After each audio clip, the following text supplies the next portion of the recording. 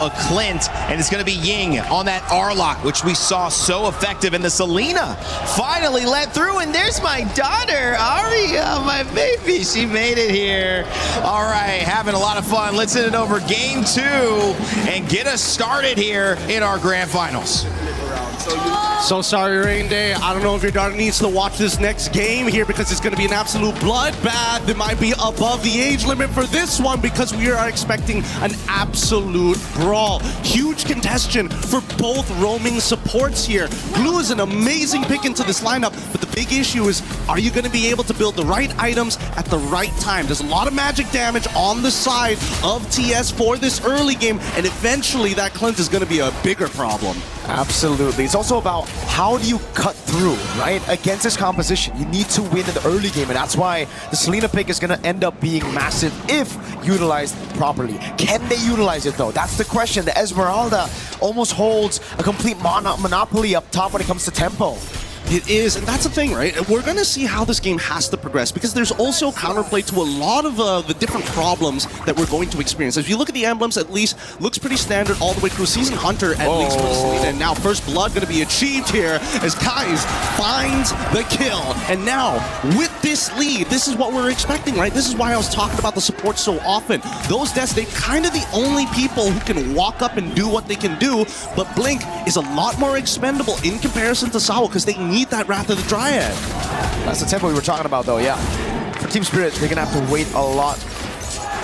I think compared to game number 1 especially, you're going to really have to wait for that Wrath of the Dryad, like you mentioned, Gideon. And for YG, it's all about fighting level 1 to 3, finding those slam passes. And with the Hirara, the Glue, and even the Arlet here, you're going to have so many resets. That's why Zaur wants to take Ying out of the equation. This is how they get back into that turtle fight after Sawo got picked off. Yep, it looks like they're not going to be able to contest the very first turtle here. It's going to be level 3 to level, well, actually, pretty close to 4 for Kid Bomba. He should be able to hit it first no matter what, and they're going to use that pressure to start zoning out the rest of the Yangon members to allow TS to hit 4 on time.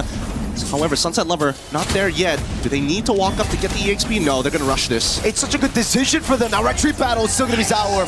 Han was close to it, but it's such a good decision at the end of the day right now because they know there's no big ultimates to take anyway. So why do we need Sunset Lover on 4? We're just going to get tempo in mid, take that main win condition away from YG, and get that turtle. It's abusing the timers. Ying was not level 4 at the right time. Han wants the contest, but unfortunately, even Kai's hitting level 4 doesn't make the difference in these moments. They need Blink to be level 4. They also need to make sure that everybody is ready to fight at the right time. So now with the off-tempo play, they steal it away. Great decision coming in from TS, but where is the rest of the conversion, right? As we go back to the neutral states, you can see that even Kid Bomba is still making Ying's life very difficult, despite Han purposefully showing himself. He's dominating the lane right now, dude.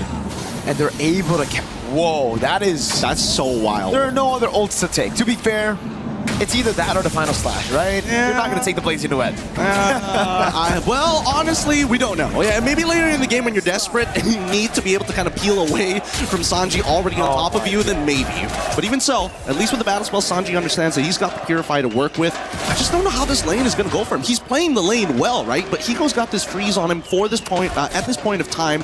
And until Hiko gets his first item, that's when he really starts to dominate the matchup. Now, one thing I will say about Team Spirit and how they're able to actually just gain control of the map when nothing is happening is I think they're the best team at playing the neutral game. When there's nothing happening on the map, they are so good at maximizing all these small little trades on the map. Like even here, Bomba is getting a trade over on Kaize, giving Sunset Lover more pressure in the lane and stopping Kaize from putting those trap downs, you know? It's just such a small win, but it builds up, and that's why Team Spirit now, even though they're down a kill, are the ones up in tempo, in map pressure, and everything. Exactly. Here, because by the time the turtle actually spawns, Kid Bomba in about roughly 6 or so seconds after the spawn, he's going to get his ult back, so they understand how these timers work. And you can see that Ying, as soon as Bomba shows up, he's like, oh man, I gotta try and forcefully clear this wave. We trade ults again. We're going to come back down to the turtle, and I think it's going to be that constant dance. I want to see what TS's decision is here, because now they can't sneak away this neutral objective, but I think they want to extend their lead. Oh, Bomba, he's got the proxy.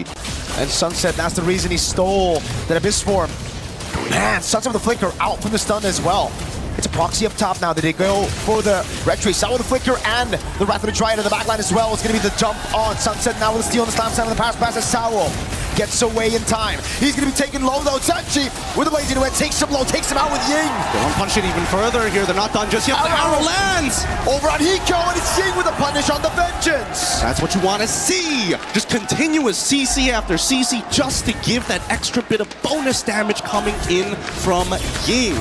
Beautiful stuff all the way through, but at the same time, the game's not over just yet. At least the tempo has fallen back into Yangon's favor. But in the mid lane, just notice that Ying, now, he doesn't really want to be stuck in this lane any longer. But let's look at this replay one more time, right? Sawo so close to dying here. Sanji clearly doesn't have the items, but as soon as the Purify is out and Kai's is able to find an off angle on any of the priority targets, there's nothing you can do. Zara almost getting a sneaky little assassination there, but Han with the iframes, a bit too hard to kill.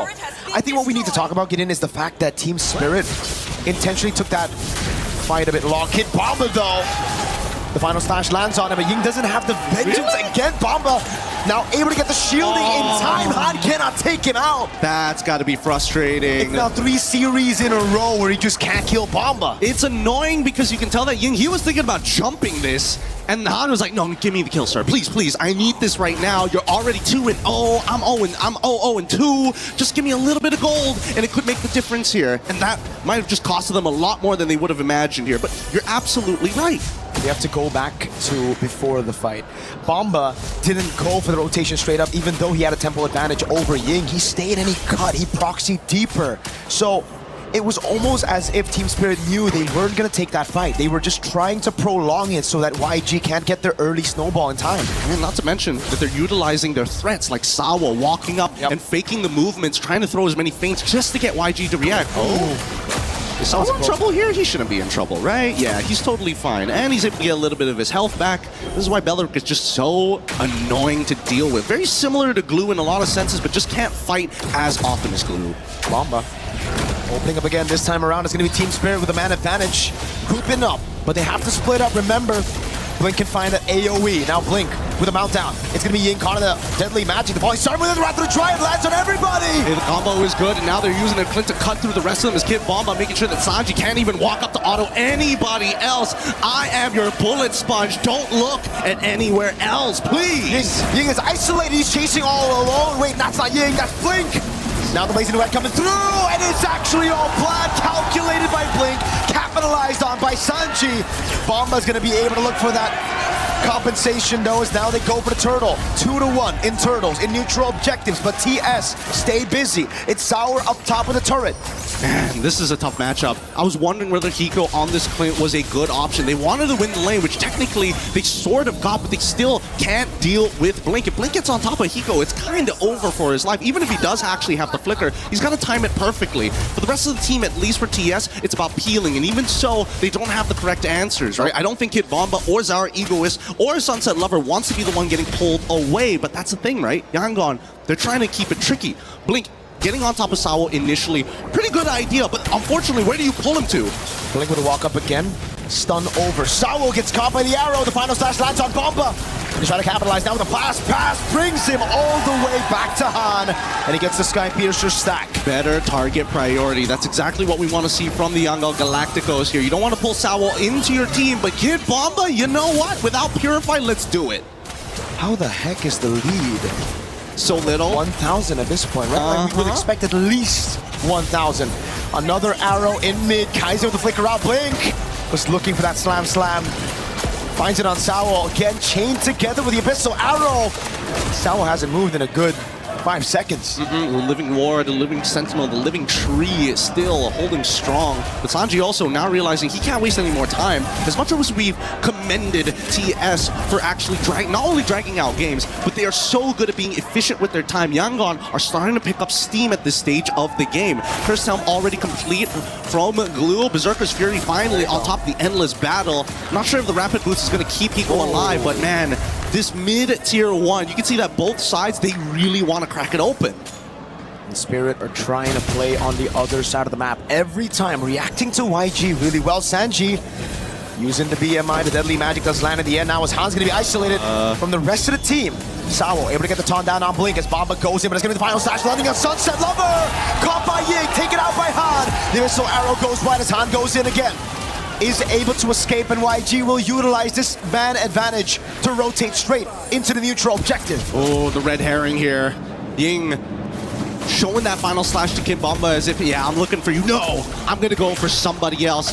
And they've got 10 seconds worth of tempo here. Sawo, he can try and delay with the Wrath of the Dryads, but this is First Lord. This is really important for either side. Sauer has a position, goes in with the poker trick onto Blink.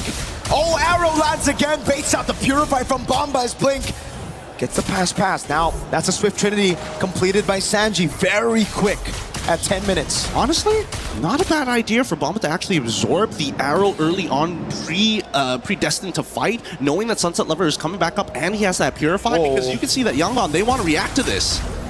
And these deadly magics from Zauer, man, he's using it more as a poke tool than to finish people off, right? He's just coming in, space escape into a deadly magic. Doesn't even matter if he lands the poker trick or not. Yeah, no, it's so true, because again, they don't have the sustainability. Uh-oh. This is a crazy Lord Dance Blink. Able to jump on Sawo. He's able to sustain back up. Bomba no Purify for another 48 seconds. He's holding on this position.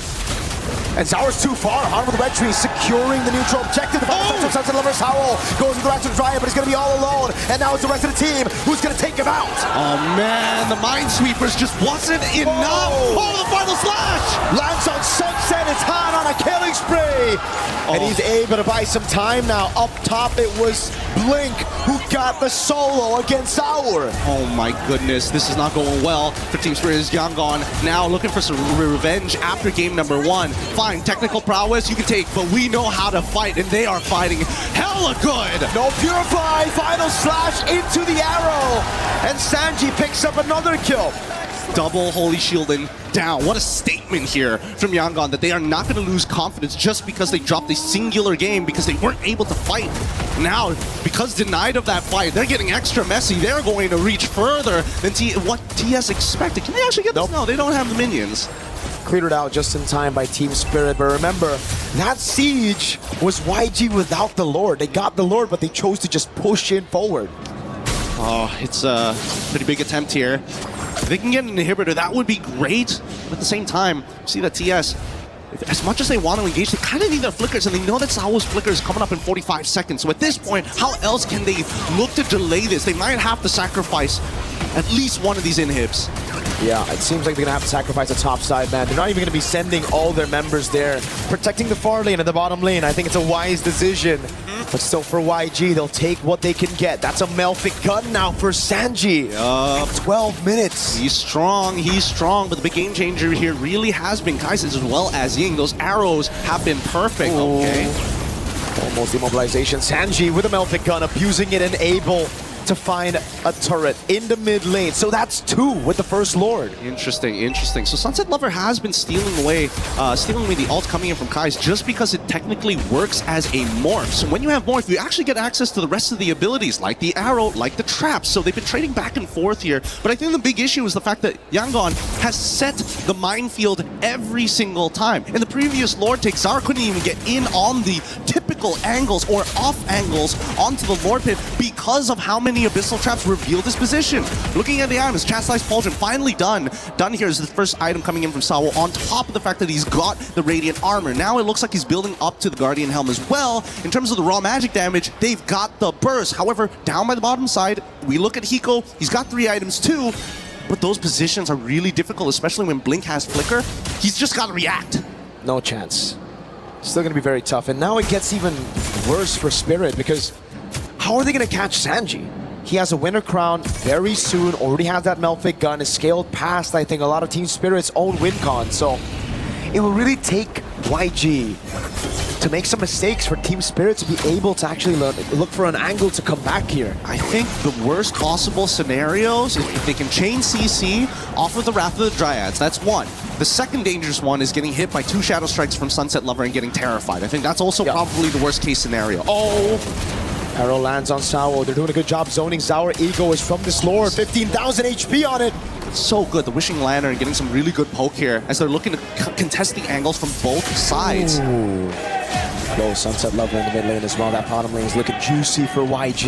Ooh, as patient as ever. They can't correct this in time. I don't think they can, and I think YG should start actually taking the space, but Sanji just used his BMI. They might wait for it a little bit longer. Hiko's going to be sent up top, I believe, to deal with that wave, yes. as YG control this Lord again. Sunset Lover is busy in the mid lane, handling those big minions. Now they just have to sit and dance for a little bit.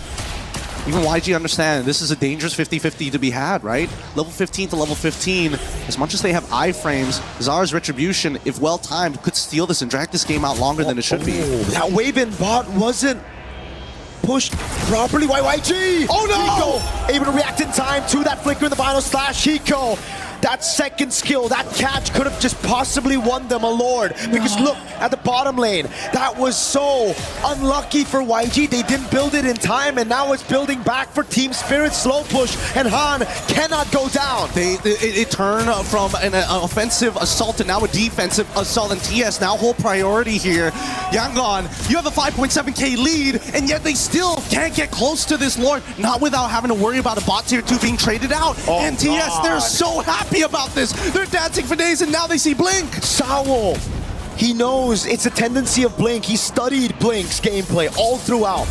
He always looks for these plays, and that's the forced error. Team Spirit with a macro masterclass. Oh, and now the Guardian Helm is done, so Saul can walk off, take some damage, walk away from the fight, and come back in. Han's bot! Abyssal arrow doesn't land. Han's still in the bottom lane. They're gonna go for the burst right now. Blink goes in with the stars, having to pass. It's a final slash, bringing Zara away. He's able to get away with his basic escape for now, but Zara wins it, gets the retry, suns of the flicker around, and Han. And they're still chasing. They're about to get one, they get two, killing spree for Kaise as they chase the last remaining members to try and close out this game. Team Spirit played for the Lord. YG say, damn the Lord, we'll take the fight, we'll wipe you out, and we'll equalize in this grand final. Oh my goodness, this is what we were looking for, a 16-2 game for the YANGON Galacticos. Statements made. We don't care what the world thinks of us. We brought it to 1-1. No confidence lost. And what a way to start. Possibly the best grand finals ever. I mean, when it comes to results, nobody predicted these two teams to be up here, and to see it at 1-1. To see it this close, to see the dynamic between the teams, one playing slow for